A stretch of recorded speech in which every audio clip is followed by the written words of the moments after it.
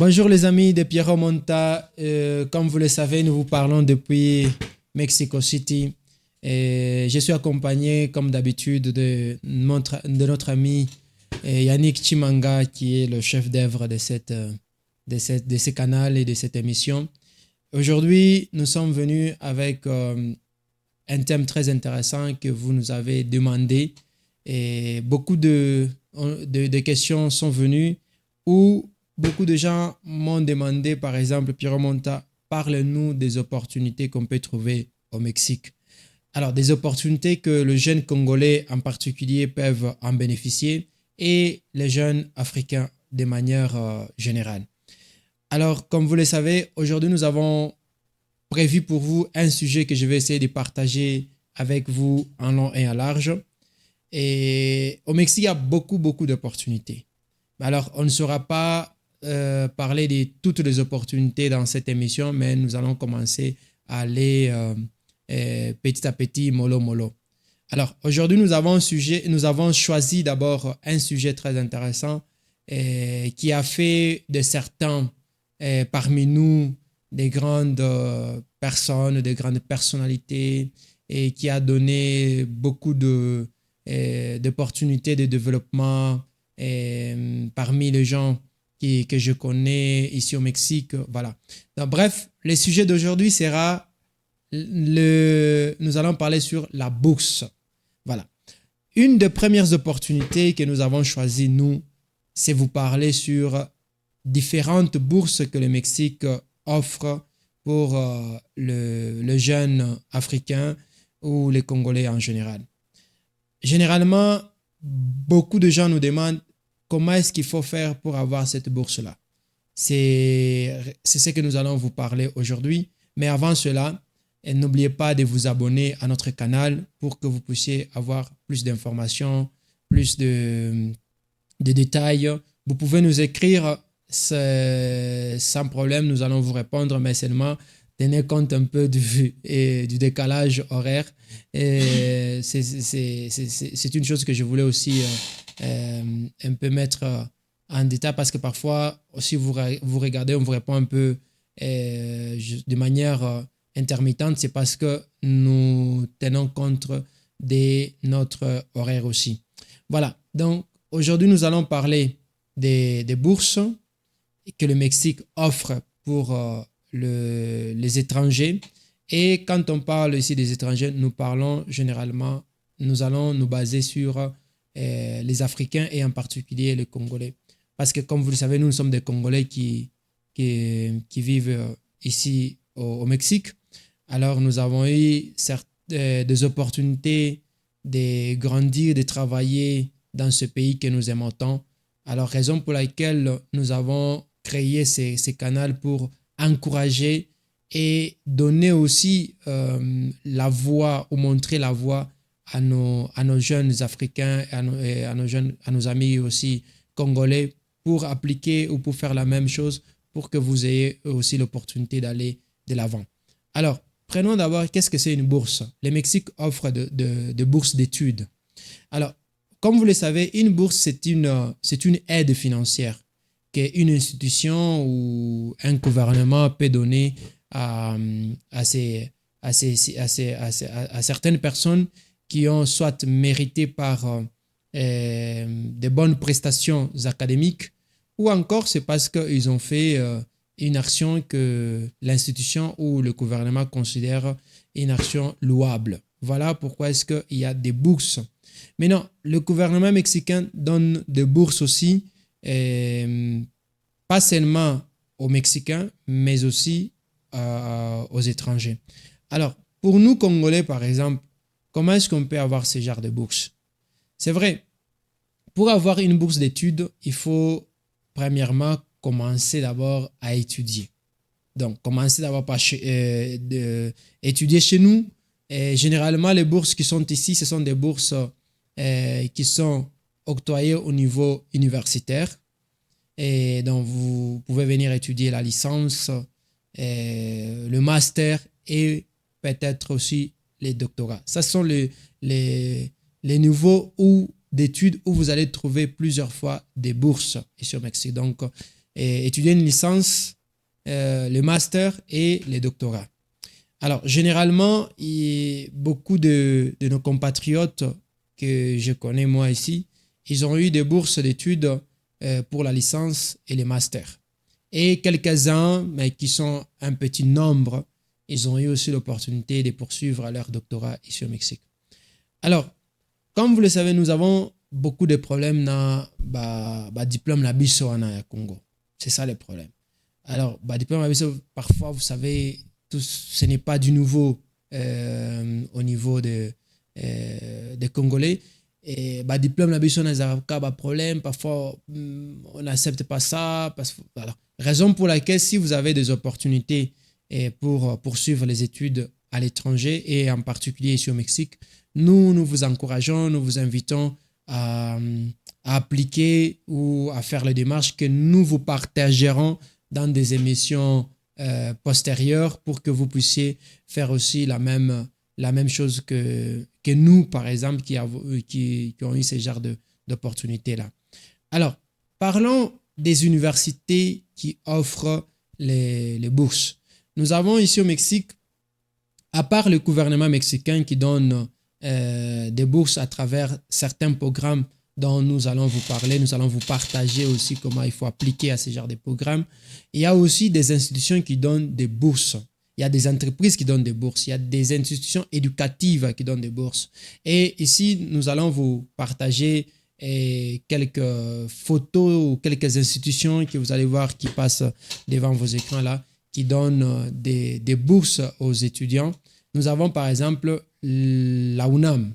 Donc la UNAM, c'est la plus grande université du Mexique, c'est-à-dire université autonome du Mexique. Du Mexique, pardon. Alors, c'est-à-dire, c'est la plus grande institution. Vous pouvez chercher ça sur Google. C'est l'une des meilleures universités du monde. Voilà, donc la UNAM, à travers ces programmes, offre des bourses d'études aux étudiants africains. Donc, vous pouvez appliquer, vous pouvez suivre les démarches pour que vous puissiez aussi venir étudier dans cette belle université qui est la UNAM. C'est l'une des grandes... Quand vous voyez seulement la UNAM, vous allez être étonné de voir la grandeur et toutes les opportunités que cette université peut vous offrir. Vraiment, c'est incroyable, cette université. C'est l'un des bijoux du Mexique, vraiment. Et nous qui avons eu l'opportunité d'étudier dans cette grande université, voilà, vous allez voir que c'est incroyable. C'est incroyable. Et c'est une université qui se base en termes de recherche, d'investigation, l'humanisme, tout ça. C'est une université qui a formé de grandes têtes, comme les Mexicains, tout comme les étrangers qui ont eu des opportunités d'étudier dans cette université. Voilà, donc cherchez la UNAM, en espagnol on dit Universidad Autónoma de México. Alors vous allez voir que cette université offre beaucoup de bourses pour les étudiants, non seulement mexicains, mais des étrangers aussi. Pour les Mexicains, généralement, cette université, elle est gratuite. Alors, mais pour y entrer, ce n'est pas aussi facile. C'est ça, je dois être honnête avec vous. Et surtout pour les Mexicains, il faut passer des tests, il faut faire beaucoup de démarches. Mais quand vous avez l'opportunité d'étudier à cette université, c'est fini. Et l'université vous donne tout. Alors, pour les Mexicains, généralement, ils payent comme un peso, c'est-à-dire un peso. Ils donnent une monnaie symbolique. Je vous donne un exemple. Chez nous, c'est comme qui dirait tu payes 1000 francs. 1000 francs congolais. Mais vous avez tout. Il y a les transports dans la ville universitaire parce que c'est une grande ville qui est presque... Ici, on appelle ça ville universitaire. C'est-à-dire il y a les transports là-dedans. Avec la carte d'étudiants de la UNAM, vous pouvez avoir accès au transport au niveau du pays. Quand les étudiants sortent de vacances, ils peuvent voyager avec 50% de réduction. Donc, vous avez beaucoup d'opportunités et quand vous êtes étudiant de la UNAM. Donc, la UNAM, c'est le top, quoi. Voilà. Ça, c'est la première institution éducative de haut niveau qui vous donne ce genre d'opportunités d'études presque gratuites, d'études au niveau du pays du Mexique. Alors, vous avez aussi d'autres universités, comme par exemple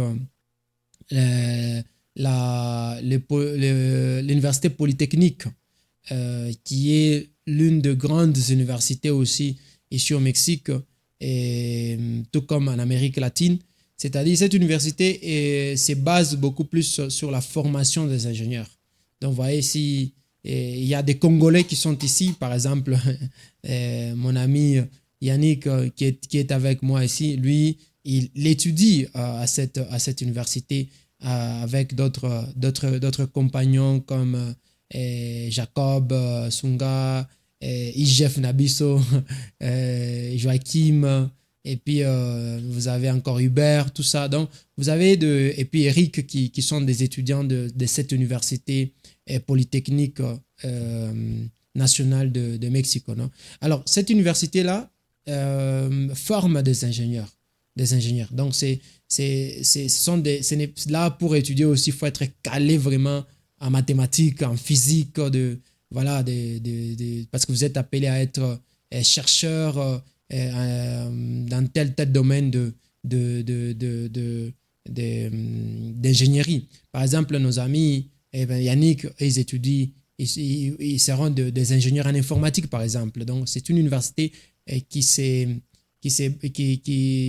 a comme une vision d'investigation. Voilà un peu la Polytechnique nationale de Mexico. Alors, cette université donne aussi des bourses d'études pour les étudiants. Ici, il n'y a pas cette discrimination-là. Si vous êtes capable, si vous remplissez toutes les conditions, vous pouvez avoir l'opportunité d'être retenu et puis vous pouvez entrer dans cette université pour étudier. Ce n'est pas comme chez nous, vous pouvez voir peut-être des bourses qui sont réparties de manière un peu unilatérale, où nous pouvons voir, il faut avoir des affinités d'amitié, des trucs comme ça, ou des connaissances politiques pour que vous puissiez avoir des bourses. Non, mais ici, dès que vous êtes boursier, vous avez l'opportunité comme tout le monde. Ce n'est pas dire que non, voilà, moi je suis tel, non. Donc, je suis l'enfant de tel, ou je viens de telle famille, je viens de telle souche, etc. Non. Ici, ce qui est très important, c'est seulement être capable et démontrer que vous avez les facultés cognitives nécessaires pour étudier et aussi défendre votre bourse, parce que si vous perdez la bourse, alors c'est fini, parce qu'il faut avoir aussi il faut maintenir une certaine moyenne de pourcentage durant toute la période d'études. Donc voilà, c'est un peu comme ça. Donc la Polytechnique nationale vous offre des bourses, mais c'est une université qui est basée ou qui a une vision totalement de former des ingénieurs. Voilà un peu la situation.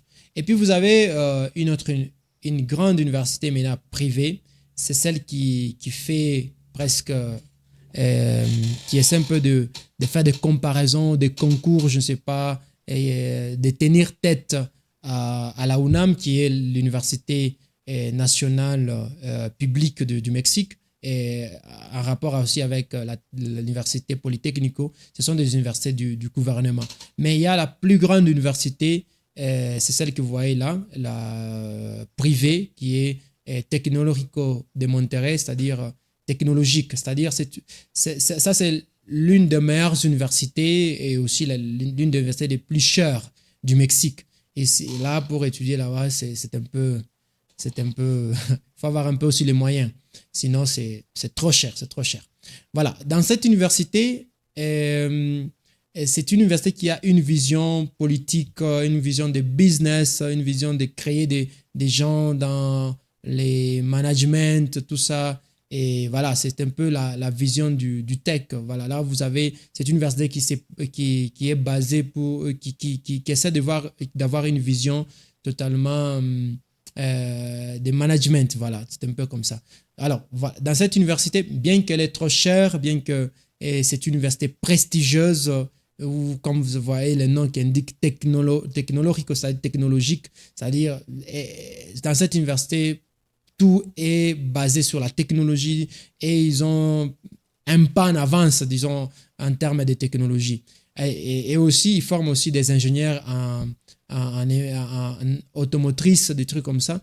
Alors là, et aussi, ils donnent des bourses. Ils donnent aussi des bourses. Mais ce sont des bourses, comme vous savez, avec un peu de pression parce que vous devez avoir aussi, vous devez maintenir un peu une moyenne parce que sinon, si vous perdez la bourse dans cette université-là, et pour continuer, vous devez payer les études seul.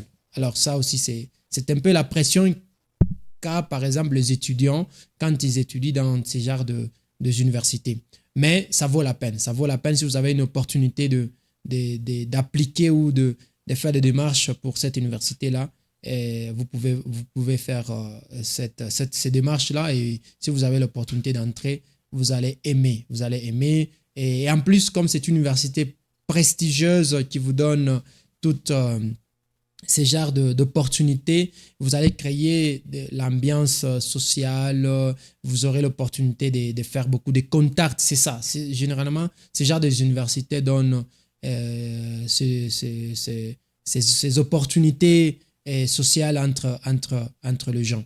Voilà un peu la réalité du tech de Monterrey. Par ricochet, bon, c'est là où moi, j'essaie un peu de travailler. Voilà. C'est un peu ça. Et puis nous avons une autre université qui est la UAM, c'est-à-dire l'université métropolitaine, qui donne aussi ce genre d'opportunités. La UAM, c'est une université qui est privée, qui est publique. Et là aussi, vous pouvez trouver des bourses d'études que le Mexique donne en collaboration avec les institutions éducatives, tout ça. Alors, la UAM, c'est une université métropolitaine et elle a aussi sa propre vision, un peu humaniste, et voilà, qui se base aussi sur la création ou le développement des compétences ou des habilités actuellement. Voilà, si vous avez aussi une opportunité d'étudier là-bas, c'est aussi une bonne option. Et en parlant des universités aussi privées, j'allais oublier, il y a aussi la UP, c'est-à-dire l'université panaméricaine. Alors, cette université, elle est calée dans des thèmes de finance, de formation des avocats, etc., etc. Et là, vraiment, vous avez des gens qui sont formés dans ces domaines-là. Par exemple, de grands avocats ou encore des gens qui savent vraiment le monde de finance. Et la UP, c'est l'une des meilleures options que vous pouvez avoir. Donc, si vous voulez perfectionner vos compétences en finance, vous pouvez aussi choisir l'université panaméricaine, où actuellement, il y a aussi des domaines comme actuariat, par exemple. Donc, c'est bien. Donc, voilà, ce sont des options. Il y a plein d'universités ici au Mexique qui donnent ce genre des opportunités. Mais comme je vous dis, commencez à nous suivre pour que vous ayez toutes ces informations-là. Quand il y a des convocations, nous allons publier ça ici et nous allons vous guider comment il faut faire ces démarches-là. Alors, il y a aussi une question qui m'a été posée, c'était de savoir, non, Pierrot, maintenant, en parlant avec vous dans des émissions antérieures, vous avez dit que nous avons un problème des langues. Je ne sais pas si j'ai compris la question. Alors, c'était juste, j'ai comme l'impression que le monsieur veut me poser la question de savoir est-ce que la langue, c'est un obstacle pour y accéder. Je dirais que non. Pourquoi? Parce que nous aussi, quand on est arrivé, on ne savait pas l'espagnol. Donc, par exemple, ici, Yannick et les autres peuvent témoigner. La langue s'étudie. Donc, il y a des centres de langue. Vous pouvez arriver, vous commencez vous vous inscrivez dans un centre de langue pour commencer à étudier l'espagnol de manière un peu académique. Ça, c'est une première option. La deuxième option, c'est au fur et à mesure, vous faites des convivialités avec les autres, avec des amitiés avec des Mexicains, des Mexicaines, etc. Vous allez commencer à apprendre aussi, non? Mais ça vous prend un peu du temps, mais rien n'est impossible. Rien n'est impossible. Vous pouvez vous adapter facilement, comme nous l'avons fait aussi, nous aussi, à notre temps. Donc voilà, l'espagnol, c'est une langue qui est presque similaire du français, et même s'il y a quelques particularités, mais c'est pas impossible. Vous pouvez apprendre. Il y a beaucoup de mécanismes pour apprendre l'espagnol et vous allez voir que vous allez commencer les études et vous allez vous adapter, vous entrez dans une institution éducative et vous apprenez et puis vous allez vous développer dans les domaines d'études.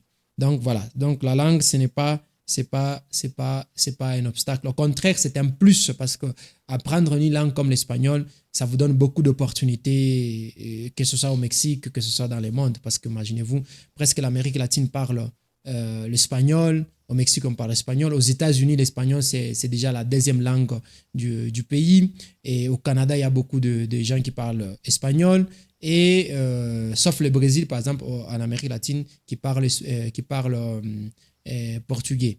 Voilà, donc vous allez voir que et en Europe, il y a l'Espagne. Donc quand vous apprenez l'espagnol, ça vous donne déjà un plus dans votre cursus professionnel.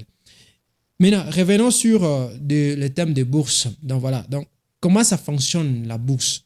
La bourse d'ici n'est pas comme peut-être à l'époque, je me rappelle, à l'époque des papas l'ex-premier ministre Kizenga, non? Papa Kizenga. Et j'ai comme l'impression qu'il avait une bonne idée de mettre un système de bourse, mais malheureusement, vous savez, quand vous travaillez avec des gens, des incompétents, c'est toujours comme ça, parfois les choses ne réussissent pas.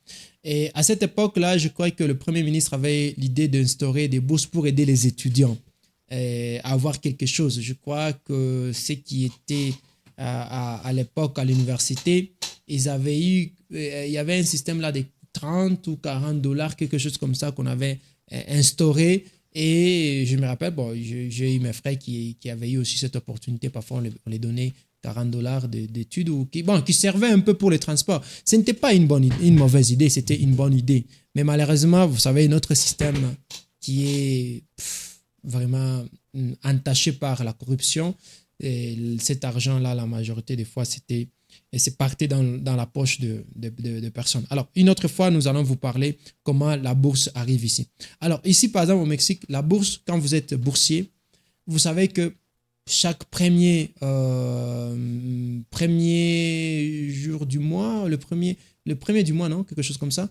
Le premier ou le deuxième, automatiquement, avant qu'il soit minuit, vous aurez déjà votre argent dans la bourse, des bourses, pardon, dans votre compte. Alors, cela veut dire que, donc, vous pouvez faire même votre plan, même s'il faut que vous payiez votre maison, vous savez que aujourd'hui ou demain, tout au plus, dès qu'il est le premier du mois ou le deuxième du mois, vous aurez votre argent. Et c'est une bonne somme. Je ne dirais pas le montant, mais c'est une bonne somme. Ça dépend aussi des catégories. Si vous êtes en licence, si vous êtes au master et au doctorat aussi. Donc, l'argent, la somme dépend de votre niveau d'études. Alors, l'argent que le gouvernement ou les institutions vous donnent, c'est une somme qui vous aide à payer votre maison. Et il y a aussi les transports qui est calculé là-dedans. Et aussi votre nourriture, c'est-à-dire votre alimentation. Quand même, c'est comme une aide financière de cette envergure-là. Il faut dire seulement merci. Et en plus, on vous aide à étudier dans des institutions dont nous avons parlé ici, qui ne sont pas des moindres. Ce sont des institutions qui ont des diplômes reconnus mondialement. Alors, vous voyez, et puis ça vous donne un prestige. Vous voyez un peu ça. Alors, on vous donne cette bourse-là pour, bien qu'il y a certaines conditions, comme maintenir une moyenne de pourcentage qui est tout à fait, que moi je trouve que tout à fait normal. Alors, vous voyez, ce sont des opportunités comme ça que nous vous encourageons aussi, les jeunes Congolais, de Kinshasa, de Lubumbashi, de Kasaï, de Kolosi, de partout, et voire même d'autres pays africains, d'appliquer et de faire ce genre d'expériences pour votre développement, tant personnel comme professionnel. Voilà un peu l'idée de la bourse que le gouvernement mexicain ou les institutions mexicaines donnent. Et dans d'autres cas, il y a aussi, on peut même vous loger.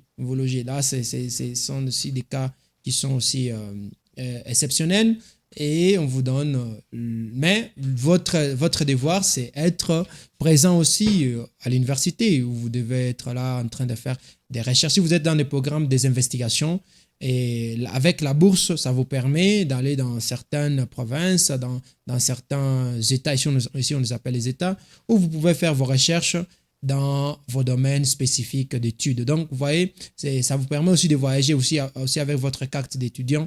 Il y a certaines réductions que le gouvernement applique pour les étudiants. Donc, vous ne payez pas, par exemple, les transports à 100%. Vous voyez, ça aussi, ce sont des aides comme ça que le Mexique essaye de mettre pour les étudiants et ici, que ce soit pour les Mexicains eux-mêmes et voire même pour d'autres étudiants étrangers. Moi, je me rappelle quand j'étais encore étudiant de master, avec ma carte d'étudiant, je payais presque 50% dans les transports et j'ai essayé de sillonner le Mexique grâce à cette réduction-là. Donc, vous voyez, par exemple, si un billet de bus vous coûte, par exemple, je ne sais pas, mettons en termes de dollars, disons $20, et vous quittez, par exemple, Lubumbashi, par exemple, Kolwezi ou je ne sais pas, Kananga ou Mbujima, vous payez presque la moitié. Par exemple, si c'est 20, vous payez $10. Bon, je donne l'exemple des dollars pour vous faire un peu comprendre, parce qu'ici, au Mexique, on utilise les pesos.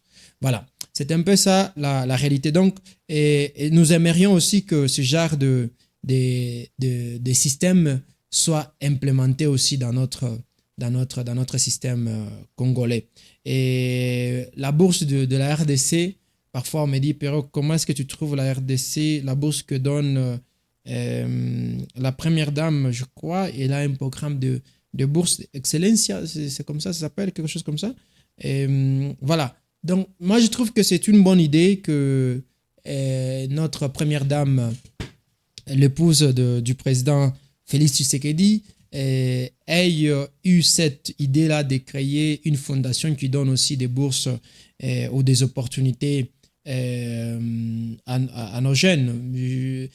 Mais je n'ai pas beaucoup d'informations sur ça, mais assez que j'ai vu sur les informations ou les réseaux sociaux, et il paraît que cette fondation aussi donne des bourses. Il y a des étudiants ou des Congolais qui ont eu à bénéficier de ce genre de bénéfices. Non? Mais parfois, c'est qu'il faut... là où peut-être que je dirais ou je vais faire un commentaire sur ça.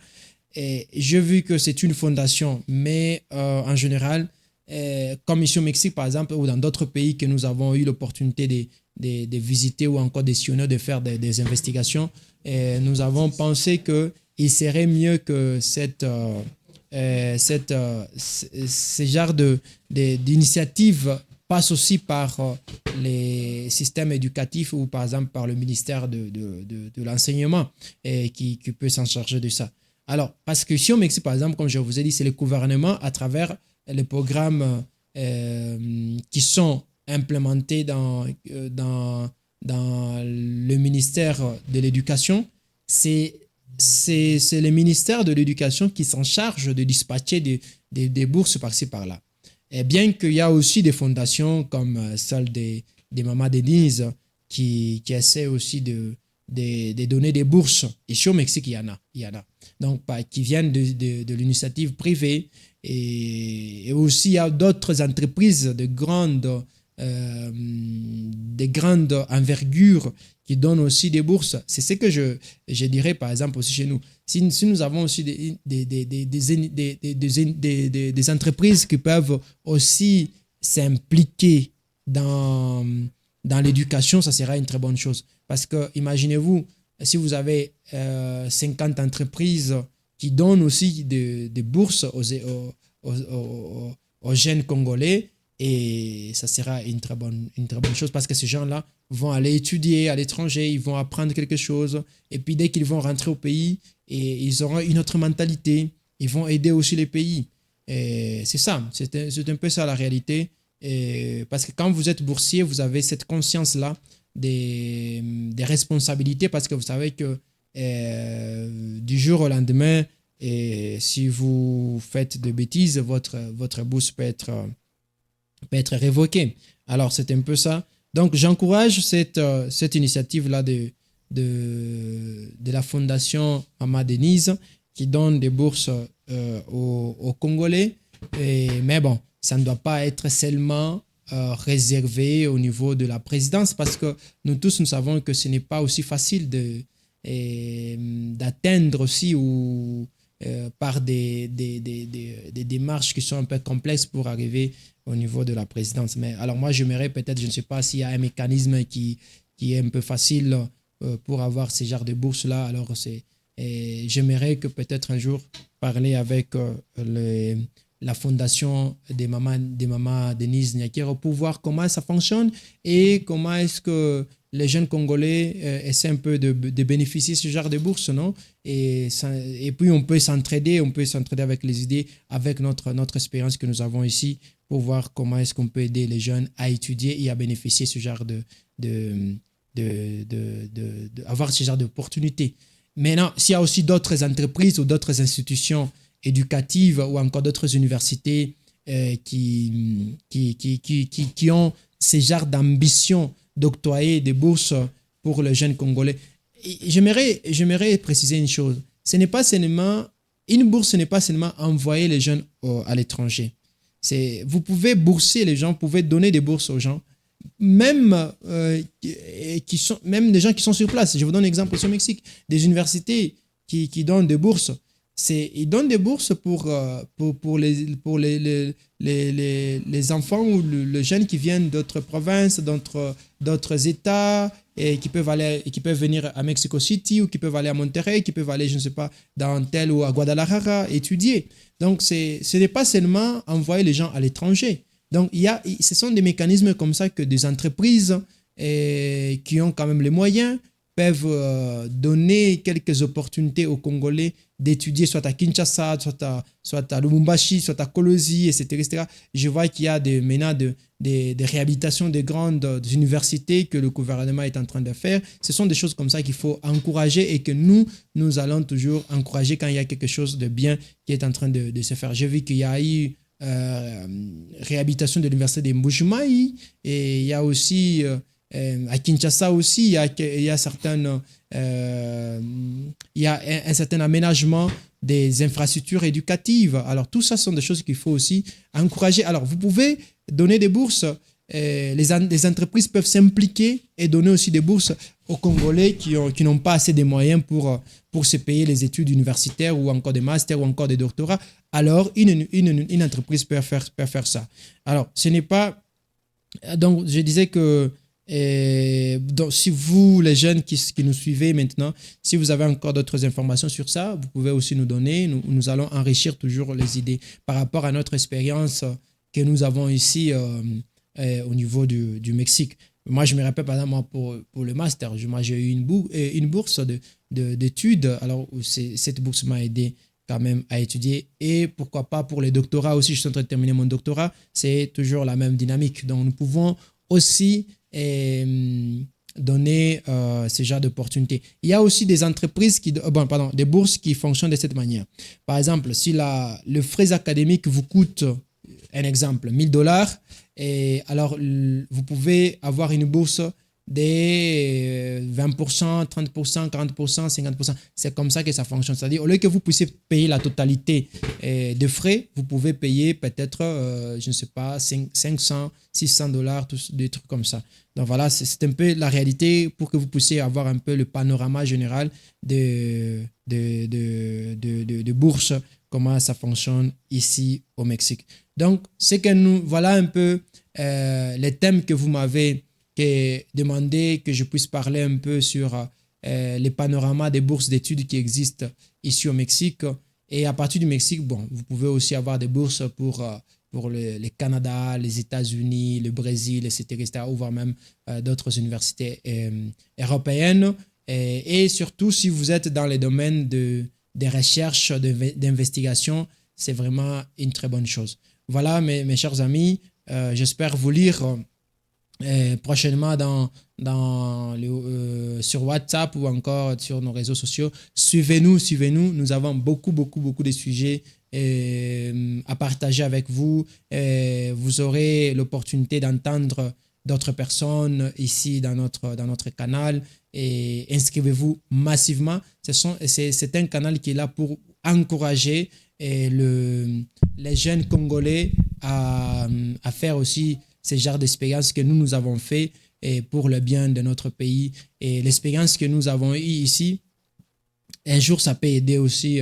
Nous pouvons aider notre pays aussi à avancer avec notre petite contribution intellectuelle. Voilà un peu ce que nous avons à vous dire aujourd'hui sur le problème des bourses. Donc, inscrivez-vous, nous attendons vos réactions. Et les bourses du Mexique sont des bourses qui sont ouvertes pour tout le monde. Ici, il n'y a pas de catégorie de discrimination ni quoi que ce soit.